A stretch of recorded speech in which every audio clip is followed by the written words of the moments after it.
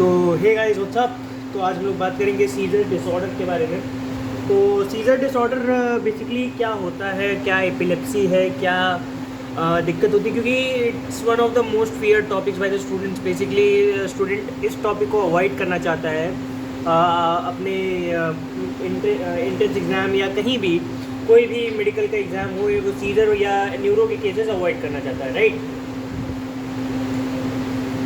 तो आज हम लोग सीजर के पूरा मैकेनिज़्म बेसिक से बेसिक, इसकी फार्माकोलॉजिकल ट्रीटमेंट, इसमें क्या क्या चीज़ें आती हैं, क्या है स्टेटस एपिलेप्टिकस, जितनी भी चीज़ें हैं, मैकेनिज़्म, प्रोसेसेस, जितनी भी चीज़ें हैं, न्यूरोलॉजी सेक्शन से जितनी चीज़ें इंपॉर्टेंट है, मैं आज पूरा एक एक बेसिक कॉन्सेप्ट कोशिश करूँगा कि यार मैं क्लियर कर सकूँ, ठीक है ना। अपना बेस्ट दूंगा, बाकी आप लोग भी अपना बेस्ट देना समझने के लिए, राइट। देखो बेसिक कॉन्सेप्ट पहले तो समझ लो, बेसिक कॉन्सेप्ट क्या है सीजर का। In normal brain electrical activity is asynchronous discharge. पहली बात तो कोई सिंक्रोनी नहीं है, ठीक है ना। कोई भी अगर ब्रेन है तो उसमें इलेक्ट्रिकल एक्टिविटी एसिंक्रोनस है, मतलब कि कोई ऐसा एक हार्ड एंड फास्ट रूल नहीं है कि हाँ ये होना है ये नहीं होना है, तो एसिंक्रोनस डिस्चार्ज है, राइट। सीजर क्या है कि पैरोक्सिस्मल है, ठीक है, मतलब आता है episodic event due to abnormal excessive. Abnormal है, नॉर्मल तो होगा नहीं, सीजर है तो नॉर्मल तो होगा नहीं, एबनॉर्मल, एक्सेसिव ज़रूरत से ज़्यादा, हाइपर सिंक्रोनस एसिंक्रोनस डिस्चार्ज है, लेकिन यहाँ hyper synchronous discharge from an aggregate of neuron in brain. तो what is seizure? Seizure is basically paroxysmal और एपिसोडिक। कैसा discharge? Abnormal, excessive, hyper synchronous discharge from aggregate of neuron in brain. फिर से हम दोहराएंगे, तोड़ के समझते हैं।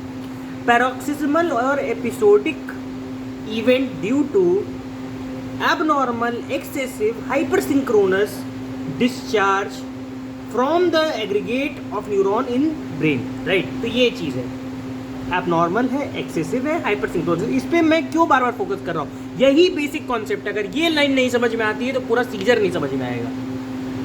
समझ में आता है कि नहीं? एबनॉर्मल है, एक्सेसिव है, हाइपर सिंक्रोनस है, ठीक है। तीन चीजें, तीन कीवर्ड्स याद रखना, और पैरोक्सिस्मल चौथा कीवर्ड।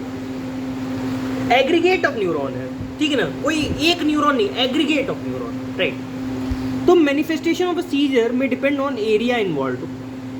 मैनिफेस्टेशन कैसा रहेगा, मतलब सीजर कैसा मैनिफेस्ट करेगा, क्लिनिकल फीचर्स ये कैसे होंगे, पेशेंट कैसे आपके पास ओपीडी में आएगा, ठीक है ना, तो कैसा वो रहेगा, तो उसके एरिया पे डिपेंड करता है, वो कौन सा एरिया उसका इन्वॉल्व है, राइट। जैसे सेंसरी एरिया उसका अगर इन्वॉल्व है तो सेंसरी कॉर्टेक्स इन्वॉल्व हो जाएगा, मोटर है, मोटर कॉर्टेक्स इन्वॉल्व, बिहेवियर है तो area of social behaviour involvement. Social behaviour involvement कौन सा एरिया होता है? फ्रंटल लोब वाला area. Lost of consciousness because of episodic for some time, ठीक, because episodic for some time, ठीक है, फॉर सम टाइम होता है लॉस ऑफ कॉन्शियसनेस, और एपिसोडिक ये क्योंकि होता है, ठीक है, कुछ देर के लिए होता है। Occurs only for some time, ये कुछ समय के लिए होता है, कुछ समय के लिए, हमेशा नहीं, कुछ समय के लिए, राइट। एपिलेप्सी क्या है? Recurrent scissor.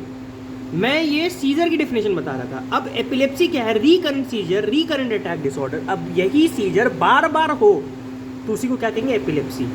अब कन्वर्जन क्या है? कन्वर्जन में और एपिलेप्सी में क्या डिफरेंस है? सबसे पहला एग्जामिनर यही सवाल पूछेगा तुमसे, एपिलेप्सी क्या है, कन्वर्जन क्या है, सीजर क्या है। सीजर क्या है तुम्हारा? पैरोक्सिस्मल और episodic abnormal hyper synchronous excessive discharge from a collection of neuron और aggregate of neuron in brain.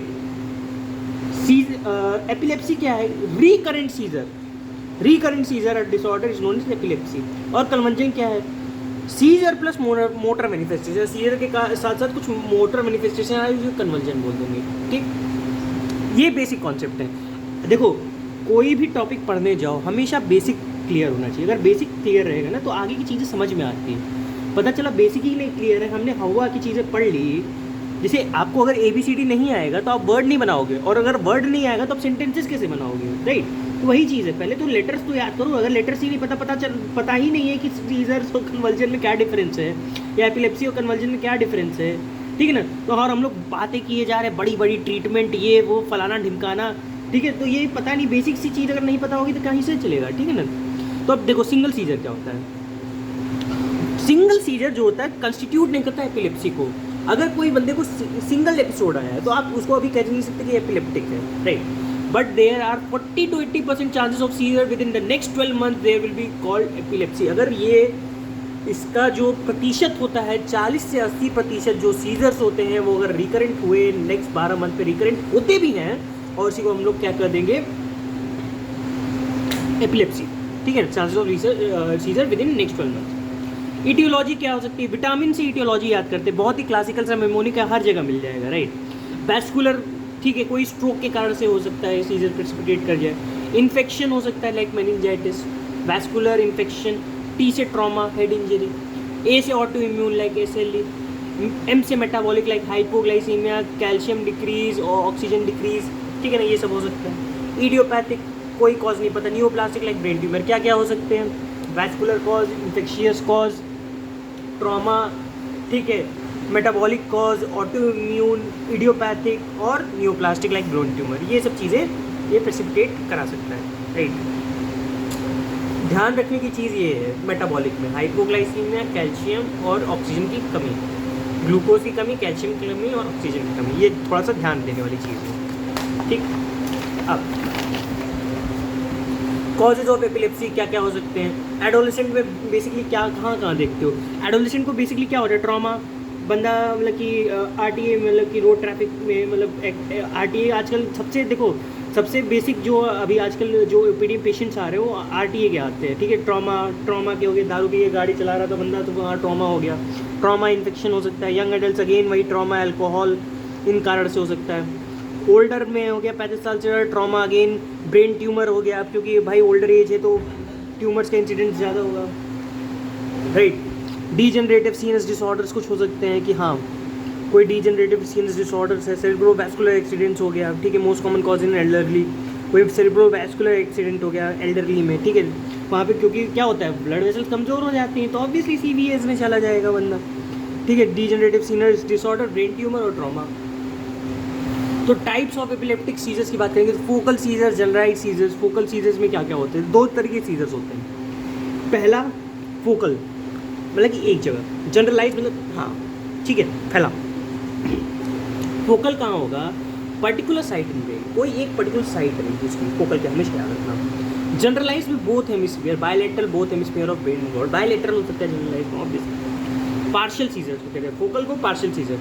और जनरलाइज सीजर में क्या क्या आएगा आप देखो, पहले फोकल सीजर की हम लोग बात करें फिर जनरलाइज सीजर में क्या क्या आता है बताते हैं, ठीक है। अगर ये याद हो गया तो ये हो जाएगा। पार्शियल सीजर कहते हैं seizure activity restricted to discrete area of cerebral cortex. जो सीजर की एक्टिविटी होती है वो डिस्क्रीट एरिया पे फोकस रहती है, डिस्क्रीट एरिया में रहती है, रिस्ट्रिक्टेड होती है डिस्क्रीट एरिया में ऑफ सेरेब्रल कॉर्टेक्स से। ये किससे एसोसिएटेड होती है, एसोसिएटेड विद स्ट्रक्चरल एबनॉर्मैलिटी, ये स्ट्रक्चरल एबनॉर्मैलिटी से एसोसिएटेड होती है, राइट। ये इडियोपैथिक नहीं होती, कोई इडियोपैथिक कारण नहीं होता, इसका कारण होता है, ठीक है ना। एसोसिएटेड स्ट्रक्चरल एबनॉर्मैलिटी, कुछ स्ट्रक्चरल एबनॉर्मैलिटी हुई उससे एसोसिएटेड रहेगी, राइट। हियर सीटी एमआरआई में इज़ मैंडेटरी। अगर यहाँ पे अगर तुमको फोकल सीजर्स मिल रहे हैं तो तुम्हें सीटी एमआरआई कराना ही पड़ेगा ताकि तुम्हें लीजन पर का साइट डिटेक्ट हो सके, कहाँ कुछ लीजन हुआ है या नहीं हुआ है। जनरलाइज सीजर्स में क्या कहेंगे, जितने सीजर जानते हो, जितने भी सीजर के प्रकार जानते हो, टोनिक, क्लोनिक, एब्सेंस, ठीक है, मायोक्लोनिक, एटोनिक, टोनिक क्लोनिक, सब लिख लो कौन कौन से टोनिक क्लोनिक सीजर्स आगे बात करेंगे। एब्सेंस सीजर आगे बात करेंगे, टॉनिक सीजर अगेन आगे बात करेंगे, क्लॉनिक सीजर आगे, मायोक्लोनिक सीजर आगे, एटोनिक सीजर आगे। इनमें से तीन जो है सबसे ज़्यादा याद रखना है, टॉनिक क्लोनिक, एब्सेंस सीजर और मायोक्लोनिक सीजर, और बाकी नहीं ज़्यादा पूछते। टॉनिक क्लोनिक में टॉनिक और क्लोनिक अलग अलग हो सकता है, एटोनिक सीजर उतना आता नहीं है, और मायोक्लोनिक सीजर इंपॉर्टेंट है, एब्सेंस सीजर इंपॉर्टेंट है, ठीक है। सब टाइप्स ऑफ फोकल और पार्शियल सीजर, सब टाइप्स फोकल या पार्शियल सीजर की क्या होता है, सिंपल पार्शियल सीजर, ठीक है ना। ये जो होता है फोकल सीजर को पार्शियल सीजर कहते हैं, ये चीज़ याद रखना। सब टाइप्स ऑफ फोकल है partial seizure, simple partial seizure, patient is fully conscious. Simple partial seizure में जो आपके पास पेशेंट रहेगा ना वो फुल्ली कॉन्शियस रहेगा, बंद वो मस्त रहेगा, एकदम कॉन्शियस रहेगा। Cause motor, sensory, autonomic, psychic symptoms, ये क्या होगा, इस बंदे को केवल motor, sensory, autonomic, psychic symptoms हो सकते हैं, राइट। मोटर, सेंसरी, यही चार चीज़ होती है, motor, sensory, autonomic, psychic. Complex partial seizure also known as temporal lobe epilepsy, यहाँ पे कॉम्प्लेक्स आ गया। कॉम्प्लेक्स में क्या होगा, टेम्पोरल लोब पे सब्स्टिट्यूट करेगा। इम्पेयरमेंट ऑफ कॉन्शियसनेस, यहाँ पे पहली बार तुम सुनोगे कि इम्पेयरमेंट ऑफ कॉन्शियसनेस, बहुत ही ट्रांजिएंट स्टेट के लिए कॉन्शियसनेस जाएगी, लेकिन होती है, ट्रांजिएंट कॉन्शियसनेस जाती है। Automatism is a feature of complex partialities. अब ऑटोमेटिज्म क्या है? अनकॉन्शियस बिहेवियर, ठीक है ना। देखो क्या होता है कि बंदा जो है कुछ मिनट या सेकंड के लिए उसको अपने एक्शंस याद ही नहीं रहते, वो क्या कर रहा है, क्या कर रहा था। अभी जैसे मैं पेन उठा के, मान लो मैं तुम्हें कॉम्प्लेक्स सीजर पढ़ा रहा था, राइट, फिर मेरे को कुछ सेकंड्स बाद, कुछ मिनट बाद मेरा दोस्त आए खटखटा के मेरे को दरवाजे पूछे उत्कर्ष क्या कर रहा था, तो मैं कह रहा है यार मेरे को याद ही नहीं है क्या कर रहा था, या शायद से मैं गिटार बजा रहा था, या मैं कुछ किताब पढ़ रहा था, कोई ठीक है कोई नॉवल पढ़ रहा था, मेरे को याद ही नहीं है, मैं कुछ तो कर रहा था, लेकिन मैं क्या कर रहा था मेरे को नहीं याद है। क्या है ये? Automatism. Unconscious behaviour last for several seconds, minutes और longer during which he is not aware of its actions. कुछ अनकॉन्शियस बिहेवियर रहेगा, कॉन्शियसली नहीं वो करेगा, उसको अनकॉन्शियस हो जाएगा, उस देर के लिए वो अनकॉन्शियस हो जाएगा। समझ रहे हो बात को? हो सकता है वो मतलब अनकॉन्शियस हो सकता है कुछ काम कर रहा हो या ना कर रहा हो सकता है उसको एपिलेप्टिक एपिसोड आया हो, सीजर का एपिसोड आया हो, अनकॉन्शियस है बंदा ना, पता नहीं है ना उसको, वो बता नहीं पाएगा क्या कर रहा था, ठीक है। बहुत ही क्लासिकल सा साइन है। और ऑटोमेटिज्म, ठीक, इम्पेयरमेंट ऑफ कॉन्शियसनेस यहाँ पे होती है। वो हो सकता है उस बंदे को इम्पेयरमेंट हो गई हो कॉन्शियसनेस की, लेकिन वो कह रहा है यार मेरे को याद ही नहीं है मैं क्या किया, कोई एक्शन किया। मान ले बेहोशी में बंदा मतलब अनकॉन्शियस की स्टेट में बंदा ने कि कोई गलत हरकत कर दी, ठीक है ना, किसी को मार दिया, किसी को मतलब कि बाल पकड़ के खींच लिए, कुछ ऐसा किया, लेकिन वो ऑटोमेटिज्म जब उसके बाद वो फेस से वापस आएगा तो कॉम्प्लेक्स पार्शियल सीजर में वो ऑटोमेटिज्म का केस बन जाएगा, राइट। अब देखते हैं आगे। Partial seizure with secondary generalisation. Partial seizure with secondary generalisation basically क्या है? Partial seizure can spread to involve both hemispheres, ठीक है। पार्शियल सीजर जो होते हैं can spread to involve both hemisphere via Jacksonian march, ठीक है। एक चीज़ ये समझनी है कि जो पार्शियल सीजर्स होते हैं, अब मैंने बताया फोकल सीजर ये तो इन्वॉल्व नहीं करते बोथ हेमिस्फीयर को, लेकिन यहाँ पे जैक्सोनियन मार्च से स्प्रेड कर सकते हैं। जैक्सोनियन मार्च की याद रखना इंपॉर्टेंट है ये वर्ड। प्रोड्यूस जनरलाइज सीजर, ये प्रोड्यूस कर सकता है जनरलाइज सीजर, राइट। ये सेकेंडरी जनरलाइजेशन है बेसिकली, ठीक है ना। जनरलाइज सीजर की तरह से प्रेजेंट कर सकता है, लेकिन समझ लो वाइल्ड वेल डिफाइंड और आप, ठीक है, जो इंपॉर्टेंट फीचर वो पेशेंट को पता लग जाएगा कि हाँ मेरे को सीजर आने वाले हैं। Patient comes to know seizure are about to come. Aura is absent in generalise seizure and helps differentiating from this.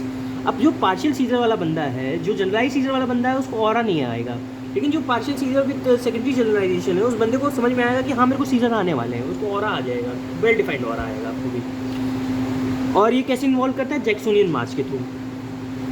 Thoughts paralysis क्या है? Localise paralysis in the involve region last for less than 24 hours, right. Todd's paralysis भी इसमें होता है कि ये localise paralysis होता है of any involve region, inner involve reason.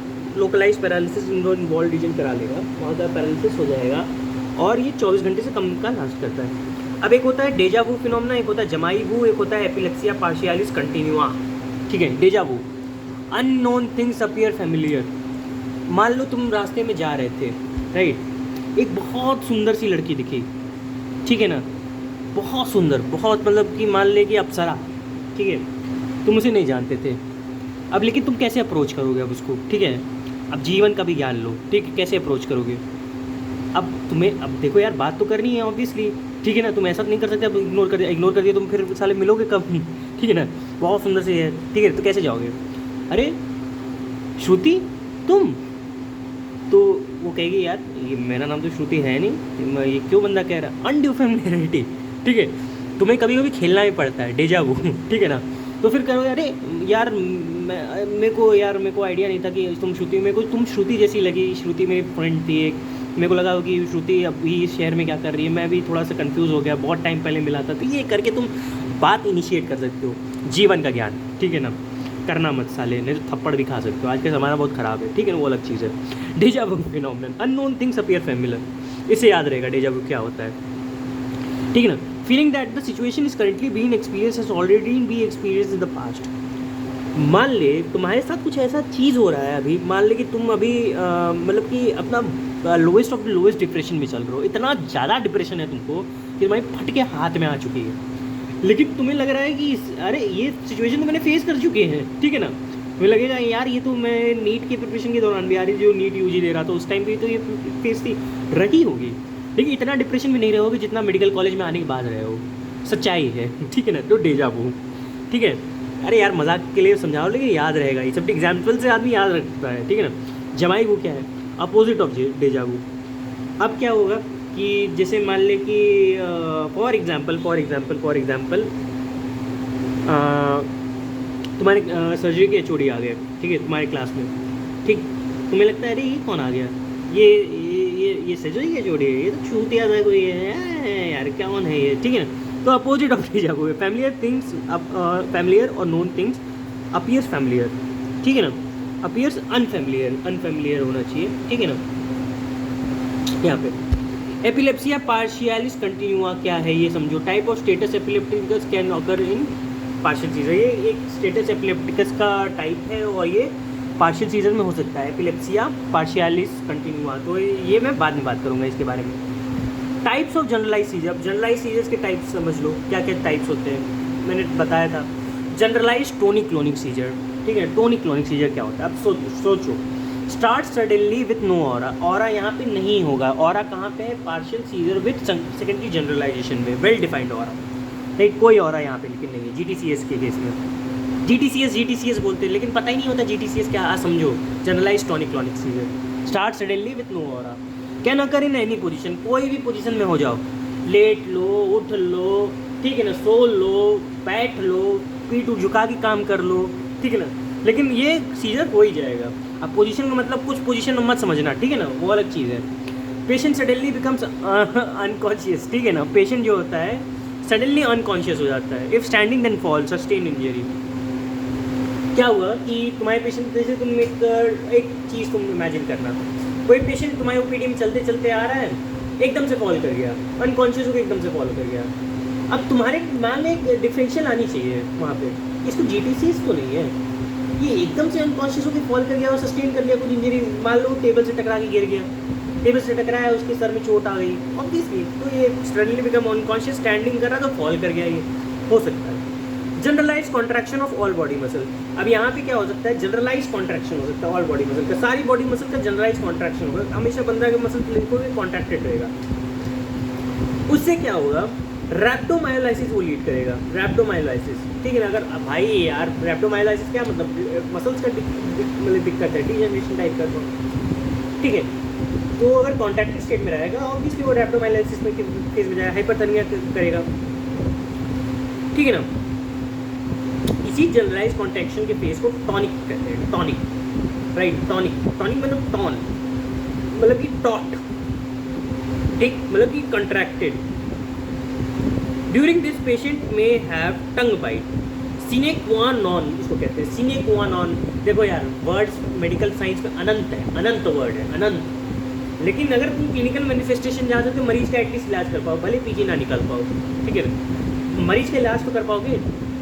चाकू लेके तुम मर्डरर तो नहीं बनोगे ना, मर्डरर मत बनना यार कभी, ठीक है ना। ऑब्वियसली देखो यार तुम कहीं भी कोई भी ब्रांच लो, लेकिन मर्डरर मत बनना यार, ठीक है, बहुत ही नोबल प्रोफेशन है, ठीक है, बहुत ही नोबल प्रोफेशन और मेहनत करो उसके हिसाब से, ठीक है। अगर तुम्हें मौका मिला है, चाहे प्राइवेट में हो चाहे गवर्नमेंट में, मौका मिला है तुम्हें करने के लिए, ठीक है, बहुत बड़ी चीज़ है इस चीज़ को, इस चीज़ की उसको समझो और रिस्पेक्ट करो। और जब तक रिस्पेक्ट नहीं करोगे अपने प्रोफेशन की, यार कोई सिखा नहीं पाएगा तुम्हें अपने प्रोफेशन की रिस्पेक्ट करना, बहुत इंपॉर्टेंट है, राइट। तो टंग बाइट है, पेशेंट में हैव टंग बाइट होना चाहिए बंदे को। डिफिकेशन एंड यूरिनेशन होने लगेगा बंदे को, कॉन्ट्रैक्टेड मसल्स होंगे, डिफिकेट करने लगा, यूरिनेट करने लगेगा, भाई ब्लैडर कॉन्टैक्ट कर जाएगा obviously, detrusor muscle. Frothing in the mouth, frothing होने लगेगी माउथ में, यार ऑब्वियसली कॉन्ट्रैक्शन होगा, फ्रॉथिंग होने लगेगी। Defecation, urination, frothing in the mouth और टंग बाइट होगा, सीने क्वा नॉन है और सीने क्वा नॉन, ठीक है।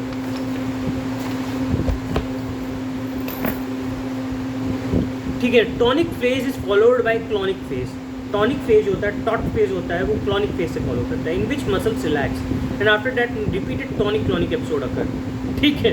अब देखो खतरनाक सा, टॉनिक के फेज के बाद मसल रिलैक्स कर जाएगी, उसी को क्या कहते हैं, क्लॉनिक फेज। लेकिन उसके बाद क्या होगा, रिकरेंट एपिसोड होंगे, tonic clonic, tonic clonic, tonic clonic, taut होगी relax, taut relax, taut relax, it last for 15 से 30 मिनट। ये 15 से 30 मिनट तक का पूरा एपिसोड चलेगा, 15 से 30 मिनट। आफ्टर 30 से 45 minute regain consciousness slowly.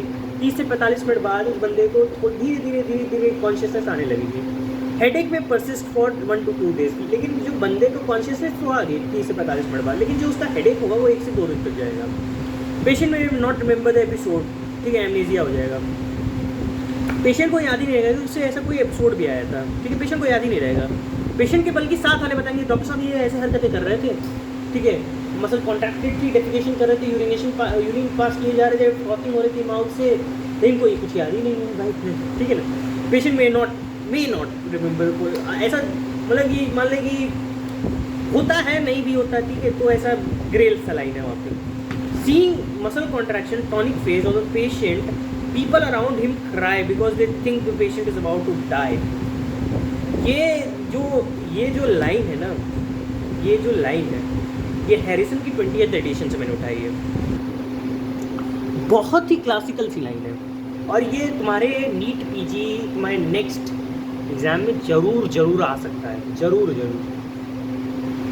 Patient के जो साथ वाले हैं, पेशेंट अराउंड द पीपल, जब उसको GTCS का अटैक आएगा, मतलब कि सीजर्स आएंगे, तो उसके साथ वाले रोने लगेंगे, कहेंगे अरे यार तुम बंदा मरने वाला है। उसको लगेगा, ऐसा छटपटाएगा वो बंदा, टॉनिक क्लॉनिक छटपटाने लगेगा। तो उनको लगेगा यार पेशेंट तो गया पेशेंट तो गए हो, लेकिन वो 30 से 45 मिनट बाद ठीक हो जाएगा, मस्त होकर घूमेगा फिरेगा, ठीक है ना। तो ये समझने की चीज़ है। एटॉनिक सीजर क्या क्या होते हैं। अब एटॉनिक सीजर्स की बात करते हैं। Loss of postural muscle tone for 1 to 2 second. Postural muscle tone का जो लॉस है 1 से 2 सेकेंड के लिए, उसी को क्या कहते हैं, atonic seizure. Consciousness is briefly impaired. 1 से 2 सेकेंड के लिए कॉन्शियसनेस बहुत ही ब्रीफली जाएगी। नो पोस्ट इक्टल स्पेस, कोई पोस्ट इक्टल कन्फ्यूजन नहीं होता उस बंदे को कि हाँ मेरे को पोस्ट इक्टल कुछ कन्फ्यूजन हो रहा है कि हाँ उसके बाद क्या हुआ है या कन्फ्यूज हो रहा हो, नहीं, पोस्ट इक्टल कन्फ्यूजन नहीं होता। हेड ड्रॉप टू कोलैप्स क्या होता है, देखो जैसे तुम बैठे हो टेबल पे, ठीक है, कुछ पढ़ रहे हो, कुछ किताब पढ़ रहे हो, ठीक है, अपना जो सर है किताब में फोड़ रहे हो, ठीक है, फोड़ क्या रहे हो, पढ़ रहे हो, ठीक है ना। तो अचानक से भाई एक जैसे नहीं होता, अचानक से तुम्हें फिर आएगा कि एकदम सर ड्रूप कर गया। कोई बंदा जैसे लाइब्रेरी में कोई बंदा, तुम देखो अब ये इसको ऑब्जर्व करना, लाइब्रेरी में तुम बैठे हो, एक उसको अनकॉन्शियस ना एपिसोड आया, बंदे का सर ड्रूप कर गया एकदम, ठीक है, तुम्हें लगा ये क्या हुआ, हो सकता है उसको एटॉनिक सीजर हो, ठीक है ना। Loss of postural muscle tone, उसका पोस्चर नेक का गड़बड़ा गया, पोस्चुरल मसल टोन गया उसका। कॉन्शियसनेस की ब्रीफली इम्पेयर्ड होगी, कॉन्शियस नहीं रहा उसने देर तक। नो पोस्ट इक्टल, को पोस्ट इक्टल कन्फ्यूजन नहीं है उसको कि हाँ मेरे को कोई कन्फ्यूजन है, नहीं, मस्त है बंदा। Head drop to collapse, head drop करके कोलैप्स कर गया, टेबल से लड़ गया। EEG क्या देगा इसमें, brief generalise spike wave discharge followed by diffuse slow wave that correlate with the loss of muscle tone. क्या होगा यहाँ पे, ब्रीफ जनरलाइज स्पाइक मिलेगा और वेव डिस्चार्ज मिलेगा, और फॉलोड किससे रहेगा, वो स्लो वेव्स के द्वारा फॉलो रहेगा, diffuse slow waves that correlate with loss of muscle tone, ठीक है। मतलब स्पाइक भी रहेगा, ब्रीफ जनरलाइज स्पाइक्स भी रहेंगे उसको, और लॉस ऑफ मसल टोन भी रहेगा, ठीक है, लॉस ऑफ मसल टोन, और followed by diffuse flow waves, और ये डिफ्यूज फ्लो वेव से फॉलो रहेगा और लॉस ऑफ मसल टोन रहेगा यहाँ पे, ठीक है। Brief generalise spike and wave discharge, spike and wave discharge रहेगा, followed by diffuse flow waves. Spike and wave discharge के बाद डिफ्यूज फ्लो वेव्स रहेंगे यहाँ पे, और कोरिलेट किससे करेगा, मसल टोन के लॉस से, मसल टोन की loss, diffuse flow waves and brief generalise spike and wave discharge, brief generalise spike followed by diffuse flow waves and correlate with muscle tone, loss of muscle tone, right, ठीक है। Myoclonic seizures पे आते हैं। Myoclonic seizure थोड़ा लंबा हो रहा है लेक्चर, ठीक है, कितना बचा है, एब्सटिनेंस यार लंबा है, ये तो बहुत लंबा है, नहीं लंबा है यार, पढ़ाना पड़ेगा। पढ़ना चाहते हो यार कि नहीं, कि नेक्स्ट क्लास में शुरू किया जाए मायोक्लोनिक सीजर्स, राइट, कोशिश करते हैं नेक्स्ट क्लास में, राइट। थोड़ा सा मेरे को भी थोड़ा मेरे को हो रहा है, ठीक है, तो मैं थोड़ा सा ब्रेक ले लेता हूँ। तो मायोक्लोनिक सीजर से नेक्स्ट क्लास में हम लोग बात करेंगे, इस टॉपिक को कंटिन्यू करेंगे, और मिलते हैं आपसे जल्द नेक्स्ट वीडियो में, तक के लिए बाय।